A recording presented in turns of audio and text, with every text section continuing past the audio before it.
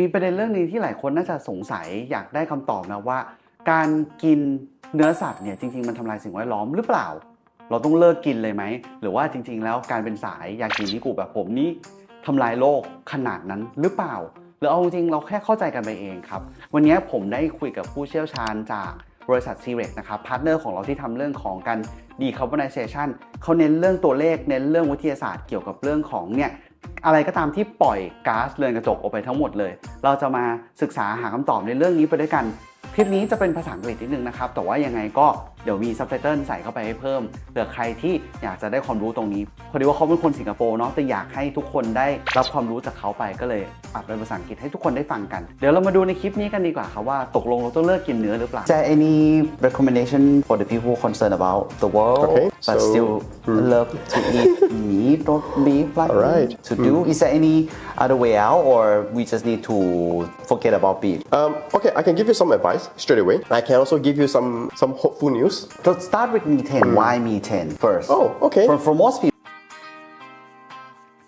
they don't know, right? You don't know why, yeah, because the greenhouse gas is actually a 6+1 number of gases, and one of them is actually methane, right? Nitrous oxide is another one. Carbon dioxide is the one that we know the most. We keep talking about carbon footprint and stuff like that, right? And carbon credits, everything seems to point towards carbon. So why carbon and why methane, right? So the truth is the number of gases, methane, nitrous oxide, and carbon dioxide being among them. But methane is a multiple, the effects of what we call the global warming potential. So one molecule of methane is a multiple times of a carbon dioxide. Yes. Really? Correct. Yeah. So both methane and nitrous oxide is like multiples. And what happens is that when we want to do the calculation for carbon footprint, we normalize them to carbon dioxide by multiplying, right? All right. And that's why it's called CO2e equivalent. How many times more harmful the methane is? Actually, offhand I can't remember because it depends on which. That's a lot. Yeah, it's a lot. It's a lot. Yeah, let's put do the research and put the numbers here. Okay. So it's more harmful. That's why we focus on methane. Yes. Right. So apart from the animal, is there anything else that emit methane so much that we need to be careful? Definitely, you talk about things like usually very organic stuff, right? You talk about fertilizers. You're talking about plants that is not supposed to be aquatic, but they're flooded. All right. Okay, so it happens in two cases. One case is when sea level rises and it covers your shores with plants that's not supposed to be aquatic. So now you got more methane released in the air. The second is when you do a dam for hydropower, which is why some of the so-called carbon credits for hydropower is no longer popular. When you put up a dam, you flood the entire village, right? Or the entire terrain, right? Okay. With plants that's not supposed to be aquatic. They release methane.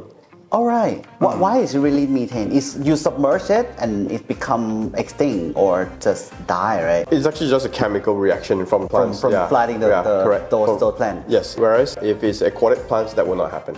Is that the main concern for that? For flooding all the plants? If you flood land, right, with plants, right, that's not aquatic, methane is the number one problem. Right? Apart from, yes, you have to evacuate people, there's a social aspect of it which is not very nice, right? To build dams for hydropower, right? But the methane is actually counterproductive effect, right? To that renewable energy. But it will be once in a while. It will continue as long as the dam is running. Oh, really? Yeah. So it's, So yes, while on one hand you get free energy. Okay. The other hand, you will have that effect for quite a while. All right. How long would it be? Like 20 years, 10 years or something? Offhand, I don't know. But I think it's it going to lasts be a quite while. long. Yeah. I see. Our civilization hasn't used that kind of dam for too long, right? So we probably used it for less than 100 years, right? So it's still going on. Wow. Yeah. That's how long it can be. So to be fair, some of these hydropower dams, what they have tried to do now is they don't have those plants. When we flood it, when they fill it with water, it does not release methane. There are ways to do it. Yeah. Now that we know, right? Now that we know. So GWP, what does it mean? It means the molecule has the ability to trap heat. So how many more times you're talking about? Anything nitrous oxide and methane, we're looking at 25, 80 times. Yeah. Versus carbon dioxide. What? Yeah. Okay. So that's the kind of range we're looking at, right? Yeah. Which is why we also try to reduce those. Okay. So apart from beef, unfortunately, I may need to forgo from now on. So is there any recommendation for the people concerned about the world but still love to eat meat or beef like to do? Is there any other way out or we just need to forget about beef? Okay, I can give you some advice straight away. I can also give you some hopeful news in the future. Okay. First advice is this, right? For now. Yeah, for now, it's very straightforward. Generally advise eating less meat, take more vegetables, eat more vegetables. Now, my personal view of official meat that is made from beans and soybeans and all, right, may not help as much as we think, right? Because that is still a very new product. It has to prove itself in terms of health benefits and in terms of industrial manufacturing process part of it. Nothing beats eating vegetable that is locally sourced and locally farmed, right? So if you eat food that is closer to where you are, right, vegetables and all, it truly helps. Now, yes, I think for a very balanced diet, you need protein. And the protein that comes from meat, right, chicken, pork, fish, and beef, right, is what we call complete protein, whereas a soy protein is an incomplete protein. You have to eat grains, you have to eat other beans in order to complete the protein. So if anyone wants to be a vegan, they have to really study what is their protein intake, right? So now, which means you still have to take protein, okay? Just take slightly lesser, right? Eat more vegetable, and maybe instead of having 4 meals a day, you cut it down to 2 meals and a snack. All right, it become IF. And you get better. Correct. You get better health. Yeah. Everything. You emit less carbon emission, right? Okay. Yeah. Well, apart from beef, is there another better kind of meat that would help the environment, but can still eat meat? Yeah. Generally, chicken is okay. Generally, It's the best, is it? No, it's not. I won't say it's the best because it depends on how it's farmed and how far it was farmed. Yeah. I see. For example, cities that are closer to very deep oceans, right? Then if the fish farming methods is very sustainable, that's actually a good source, right? Because fish takes less resources, right? If it's wild caught especially. So the only emissions you have is bring the boat out to the sea. Assuming the boat is very efficient, you catch the fish, you bring it back, and then you sell it at the farm, at the market, right? So versus the beef, you have to breed it for a while. Chicken, you have to breed for a while, right?